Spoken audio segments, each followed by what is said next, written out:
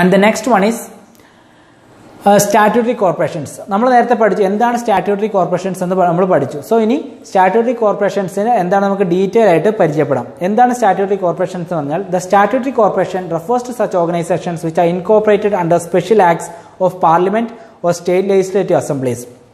So നമ്മൾ നേരത്തെ പഠിച്ചു എന്താണ് സ്റ്റാറ്റ്യൂട്ടറി കോർപ്പറേഷൻസ്. അതായത് ഈ പബ്ലിക് സെക്ടർ എന്റർപ്രൈസ് എന്ന് പറയുന്നത് ഒരു ഗവൺമെന്റിലോ അല്ലെങ്കിൽ ഒരു സെൻട്രൽ ഗവൺമെന്റിലോ അല്ലെങ്കിൽ സ്റ്റേറ്റ് ഗവൺമെന്റിലോ പ്രത്യേകതരം ഒരു നിയമം പാസ്സാക്കിയിട്ട് ആ നിയമത്തിൽ ഇതിന്റെ ഫംഗ്ഷനിങ് എന്താണ്, ഇതിന്റെ ഡ്യൂട്ടീസ് എന്താണ്, അങ്ങനെയുള്ള ഒരു പ്രോപ്പർ റൂൾസ് ആൻഡ് റെഗുലേഷൻസ് വെച്ചിട്ടുള്ള ഒരു നിയമം പാസ്സാക്കിയിട്ട് പ്രവർത്തിക്കുന്ന നമ്മുടെ രാജ്യത്ത് നമ്മുടെ എക്കണോമിക് വെൽഫെയറിന് വേണ്ടി പ്രവർത്തിക്കുന്ന കമ്പനീസിനെയാണ് സ്റ്റാറ്റ്യൂട്ടറി കോർപ്പറേഷൻസ് എന്ന് പറയുന്നത്. And the features of statutory corporation: it is incorporated under special act of parliament or state legislative assembly. So നമ്മൾ നേരത്തെ ഡെഫിനിഷനിൽ പറഞ്ഞ പോലെ തന്നെ ഈ സ്റ്റാറ്റ്യൂട്ടറി കോർപ്പറേഷൻ ഫോം ചെയ്യണമെങ്കിൽ ഗവൺമെന്റ് പ്രത്യേക നിയമം പാസ്സാക്കേണ്ടതുണ്ട്. It is an autonomous body and is free from government control in respect of its internal management. However, it is accountable to parliament and state legislature.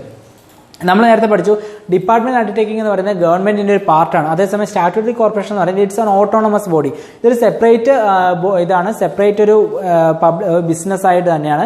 അത് ഗവൺമെന്റ് ഫോം ചെയ്യുന്നതാണെങ്കിൽ പോലും അതിന്റെ internal മാനേജ്മെന്റിൽ government direct ആയിട്ട് involve ആകുന്നില്ല. പക്ഷേ ഇതിന്റെ fund എല്ലാം government കൊടുക്കുന്നത് കൊണ്ട് തന്നെ it is accountable to the parliament and state legislature. It has separate legal existence. Its capital is only provided by the government. ഇതിന് statutory corporation separate legal assistance ഉണ്ടാവും. അതുപോലെ തന്നെ ഇതിന്റെ നമ്മൾ നേരത്തെ പറഞ്ഞു ഈ സ്റ്റാറ്റ്യൂട്ടറി കോർപ്പറേഷന്റെ ഫിനാൻസ് ആരാണ് പ്രൊവൈഡ് ചെയ്യുന്നത്? ഇതിന് ഫിനാൻസ് പ്രൊവൈഡ് ചെയ്യുന്നത് ഗവൺമെന്റ് ആണ്. It is managed by board of directors which is composed of individuals who are trained and experienced in business management. നമ്മൾ നേരത്തെ പറഞ്ഞു ഡിപ്പാർട്ട്മെന്റ് അണ്ടർടേക്കിങ്സിന്റെ ഗവൺമെന്റ് സ്റ്റാഫ് ആയിരിക്കും അത് ഭരിക്കുന്നത്. അതേസമയം ഒരു സ്റ്റാറ്റ്യൂട്ടറി കോർപ്പറേഷനെ അത് മാനേജ് ചെയ്യുന്നത് അല്ലെങ്കിൽ അതിന്റെ ഒരു ബിസിനസ് നടത്തിക്കൊണ്ട് പോകുന്നതായിരിക്കും ബോർഡ് ഓഫ് ഡയറക്ടേഴ്സ് ആയിരിക്കും. ഈ ബോർഡ് ഓഫ് ഡയറക്ടേഴ്സ് എന്ന് പറയുന്നത് മറ്റു സ്ഥലമുള്ള ആൾക്കാരിൽ നിന്ന് തിരഞ്ഞെടുക്കപ്പെടുന്ന വ്യക്തികളാണ് ഇതിന്റെ ബോർഡ് ഓഫ് ഡയറക്ടേഴ്സ് ആവുക. അവർക്ക് എന്താണ് മാനേജറിയൽ സ്കിൽസ് ഉള്ള വ്യക്തികളെ ആയിരിക്കും അങ്ങനെ വരുമ്പോൾ ബോർഡ് ഓഫ് ഡയറക്ടേഴ്സ് ആക്കുക.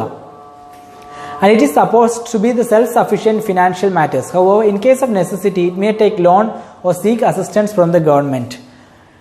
ഇവിടെ പറയുന്നത് വെച്ചാൽ ഈ സ്റ്റാറ്റ്യൂട്ടറി കോർപ്പറേഷൻസ് അവർ ഫിനാൻഷ്യൽ മാറ്റേഴ്സിൽ അവർ സെൽഫ് സഫീഷ്യന്റ് ആയിരിക്കും.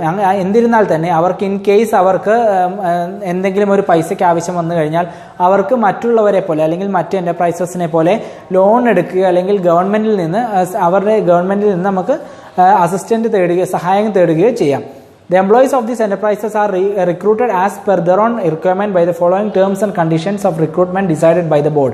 So ഈ സ്റ്റാറ്റ്യൂട്ടറി കോർപ്പറേഷൻ എംപ്ലോയീസിനെ എങ്ങനെയാണ് റിക്വയർമെന്റ് അല്ലെങ്കിൽ അവരെ റിക്രൂട്ട് ചെയ്യുന്നത്? അവരുടെ ആ ഒരു ബിസിനസ്സിന് ഏത് മാനേജ് തരം ആൾക്കാരെയാണോ ആവശ്യം അല്ലെങ്കിൽ ഏത് ലെവൽ ആൾക്കാരെയാണ് എംപ്ലോയീസിനെയാണോ ആവശ്യം അതിന്റെ ആ ബിസിനസിന്റെ ആവശ്യം അനുസരിച്ചായിരിക്കും ഇതിന്റെ എംപ്ലോയീസിനെ റിക്രൂട്ട് ചെയ്യുന്നത്. ആൻഡ് ആ recruitment certain terms and conditions ആ ബോർഡ് ഡിസൈഡ് ചെയ്തിട്ടുണ്ടാവും. ആ ഒരു ടേംസ് ആൻഡ് കണ്ടീഷൻസ് ഫുൾഫിൽ ചെയ്യുന്ന ആരെയും അല്ലെങ്കിൽ ആ ഒരു എംപ്ലോയീസിനെ ആയിരിക്കും ഇതിനെ റിക്രൂട്ട് ചെയ്യുന്നത്. The next one is merits of statutory corporation. ഇതിന്റെ അഡ്വാൻറ്റേജസ് എന്തൊക്കെയാണ് നമുക്ക് നോക്കാം. And the first one is expert management. So നമ്മൾ നേരത്തെ പഠിച്ചു ഇതിന്റെ ബോർഡ് ഓഫ് ഡയറക്ടേഴ്സ് ആയിരിക്കും ഇതിനെ മാനേജ് ചെയ്യുന്നത്. അങ്ങനെ വരുമ്പോൾ അതിന്റെ മാനേജ്മെന്റ് വളരെ എക്സ്പേർട്ട് ആയിട്ടുള്ള രീതിയിലായിരിക്കും നടന്നു പോവുക. These enterprises are run on business principles under the guidance of expert and experienced directors.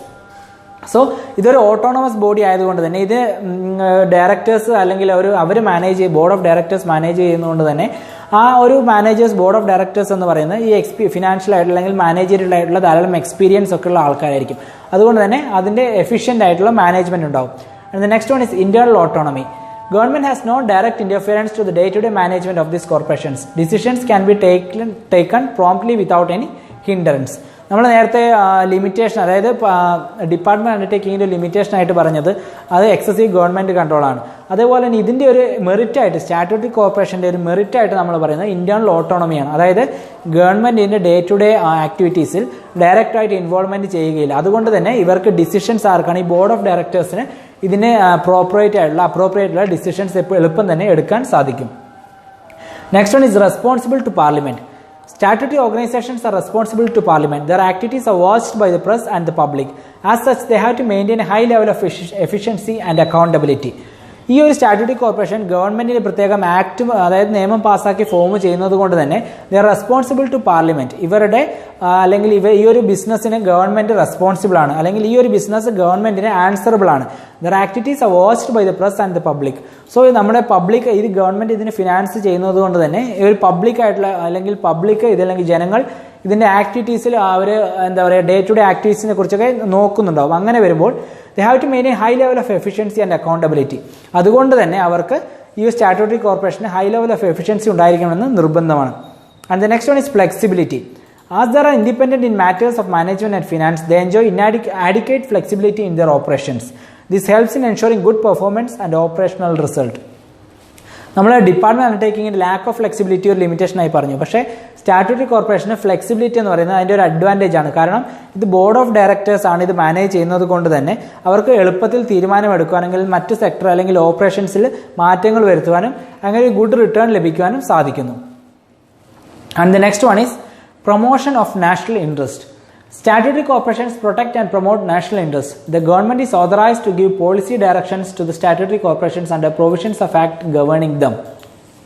So ഈ സ്റ്റാറ്റ്യൂട്ടറി കോർപ്പറേഷൻസ് എന്ന് പറയുന്നത് ഗവൺമെന്റ് നിയമപ്രകാരം ഫോം ചെയ്യുന്നതുകൊണ്ട് തന്നെ അവർ അതൊരു നാഷണൽ ഇൻട്രസ്റ്റ് അതായത് എക്കണോമിക് വെൽഫെയറിനോ അല്ലെങ്കിൽ അതുപോലുള്ള രാജ്യത്തിന്റെ അഭിവൃദ്ധിക്ക് വേണ്ടി പ്രവർത്തിക്കുന്ന ബിസിനസ് എന്റർപ്രൈസസ് ആയിരിക്കും. സോ അങ്ങനെ വരുമ്പോൾ നാഷണൽ ഇൻട്രസ്റ്റ് അവർ പ്രൊമോട്ട് ചെയ്യുന്നു. Next one is easy to raise funds. Being government-owned statutory bodies, they can easily get the required funds by issuing bonds. So ഇവർക്ക് ഇൻ കേസ് നമുക്ക് ഈ ഫിനാൻസ് ഗവൺമെന്റ് പ്രൊവൈഡ് ചെയ്യുന്ന finance മതിയാകില്ല എന്ന് കണ്ടു കഴിഞ്ഞാൽ അവർക്ക് ബോണ്ട്സ് ഇഷ്യൂ ചെയ്തിട്ട് അവർക്ക് അവരുടെ ക്യാപിറ്റൽ റേസ് ചെയ്യാൻ സാധിക്കും. And the next one is limitation of statutory corporations. എന്താണ് ഇതിൽ ലിമിറ്റേഷൻസ്? അധികം ലിമിറ്റേഷൻസ് ഈ ഒരു സ്റ്റാറ്റ്യൂട്ടറി കോർപ്പറേഷന് ഇല്ല എങ്കിൽ എന്നിരുന്നാൽ തന്നെ അതിന് 3 ലിമിറ്റേഷൻസ് ഇവിടെ പറയുന്നുണ്ട്. എന്തൊക്കെയാണെന്ന് നമുക്ക് നോക്കാം. Government interference. It is true that the greatest advantage of statutory corporation is its independence and flexibility, but it is found only on paper. In reality, there is excessive government interference in most of the matters.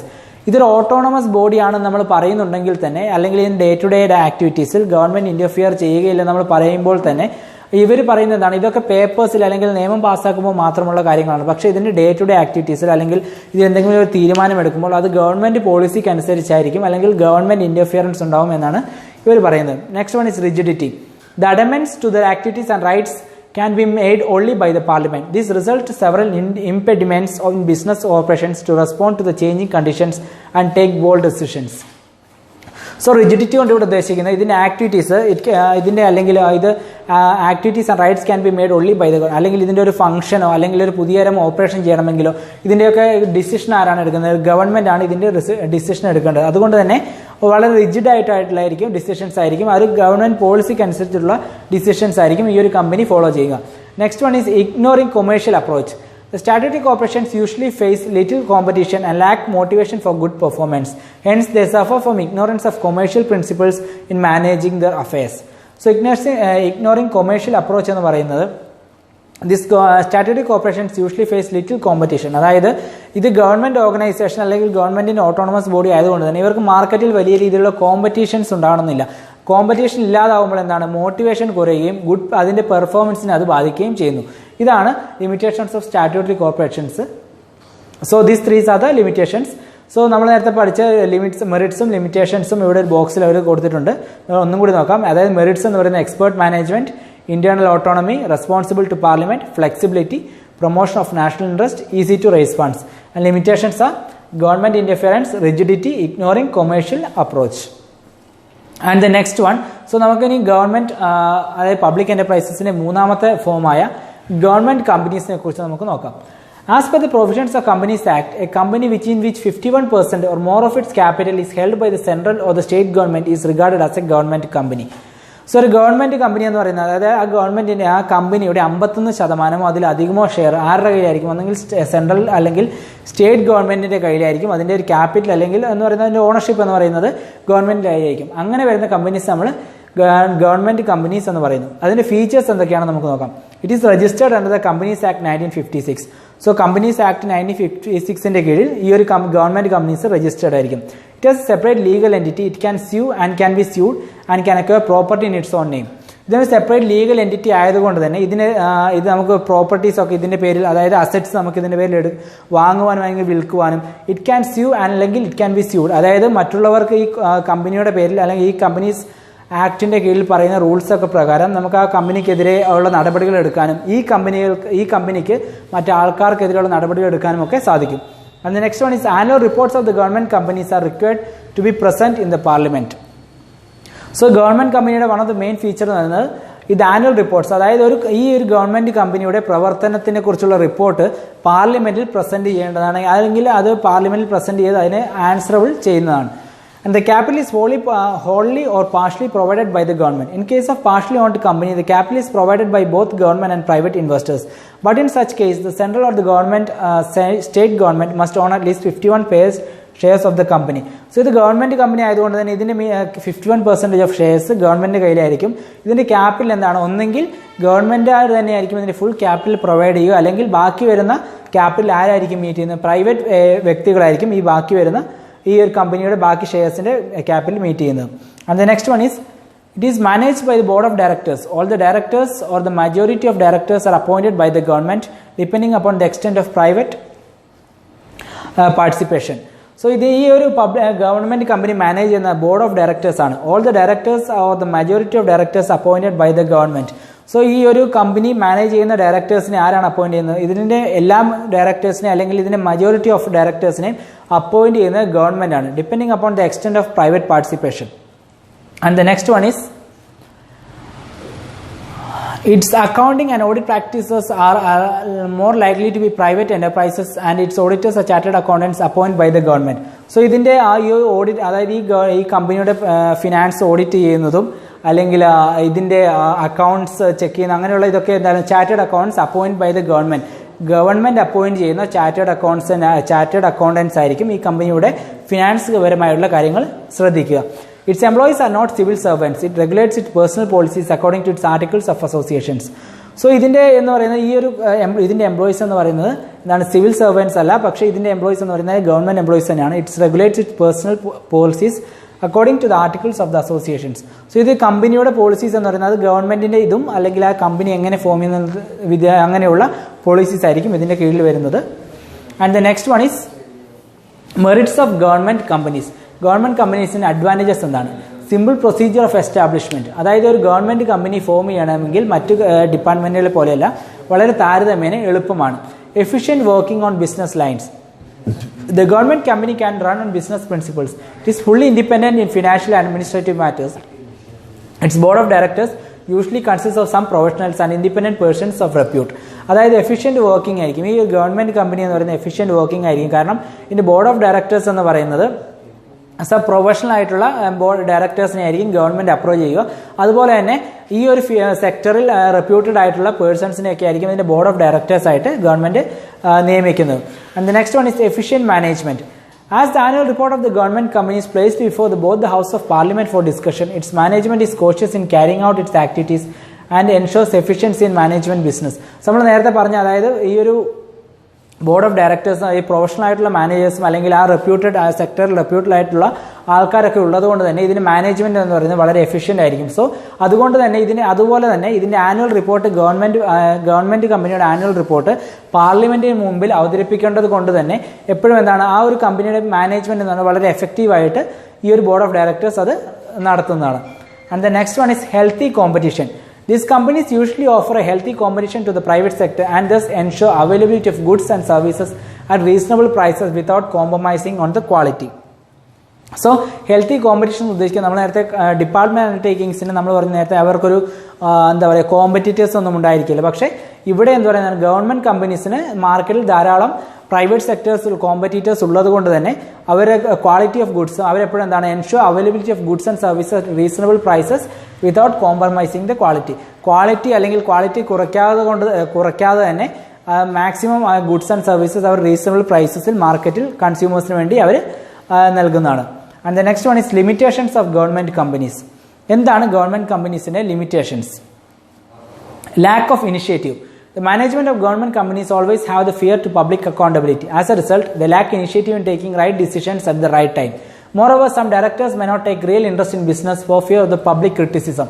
അതായത് ഇപ്പോൾ അതിൻ്റെ ഒരു business, അതായത് government companies ഒരു പ്രശ്നത്തിൽ വന്നു കഴിഞ്ഞാൽ അതിൻ്റെ ബോർഡ് ഓഫ് ഡയറക്ടേഴ്സ് എപ്പോഴും ഒരു പ്രോപ്പറായിട്ടുള്ള ഡിസിഷൻ എടുക്കണം നിർബന്ധമില്ല. കാരണം അവരെടുക്കുന്ന ഡിസിഷൻ പബ്ലിക് എങ്ങനെ ക്രിട്ടിസൈസ് ചെയ്യും അല്ലെങ്കിൽ പബ്ലിക് എങ്ങനെ അത് അക്സെപ്റ്റ് ചെയ്യും എന്നുള്ള ഭയമൊക്കെ കണ്ടത് കാരണം തന്നെ അതിൻ്റെ ബോർഡ് ഓഫ് ഡയറക്ടേഴ്സ് പ്രോപ്പറായിട്ട് ഡിസിഷൻ എടുക്കണമെന്നില്ല. അങ്ങനെ വരുമ്പോൾ ലാക്ക് ഓഫ് ഇനിഷ്യേറ്റീവ് ഉണ്ടാകുന്നതാണ്. And the next one is lakh of business experience.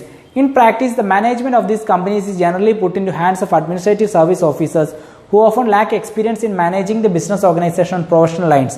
So in most cases, they fail to achieve the required efficiency levels.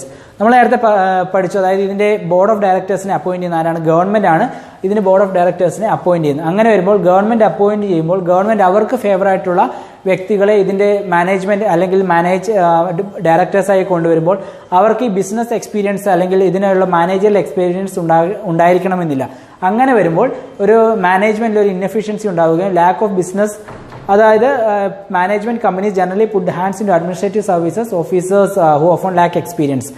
അപ്പോൾ പറഞ്ഞിരിക്കുന്നത് വെച്ചാൽ ഈ ഒരു പ്രത്യേക സെക്ടറിൽ എക്സ്പീരിയൻസ് ഉള്ള ആൾക്കാരായിരിക്കണമെന്നില്ല ഇതിൻ്റെ ഡയറക്ടേഴ്സായിട്ട് ഗവൺമെൻറ് അപ്പോയിന്റ് ചെയ്യുന്നത്. അങ്ങനെ വരുമ്പോൾ അത് മാനേജ്മെൻറ്റിൻ്റെ എഫിഷ്യൻസിയെ ബാധിക്കുന്നതാണ്. Next one is change in policies and management. The policies and management of these companies are generally keep on changing with the change of the government. അതായത് നമുക്കറിയാം ഇതിൻ്റെ ഇപ്പോൾ ഭരിക്കുന്ന ഗവൺമെൻറ്റിൻ്റെ പോളിസീസ് ആയിരിക്കണമെന്നില്ല അടുത്ത തിരഞ്ഞെടുക്കപ്പെടുന്ന ഗവൺമെൻറ്റിന്. അങ്ങനെ വരുമ്പോൾ ഒരു ഗവൺമെൻറ് കമ്പനിയുടെ പോളിസി അപ്പോൾ ഭരിക്കുന്ന ഗവൺമെൻറ്റിൻ്റെ ഫേവർ അനുസരിച്ച് മാറ്റേണ്ടി വരും. അതുകൊണ്ട് തന്നെ ഇവർക്ക് എപ്പോഴും അതിൻ്റെ പോളിസീസിലൊരു മാറ്റം ഉണ്ടാകുന്നതാണ്. അതാണ് change in policies and management കൊണ്ട് ഇവിടെ ഉദ്ദേശിക്കുന്നത്. Thank you.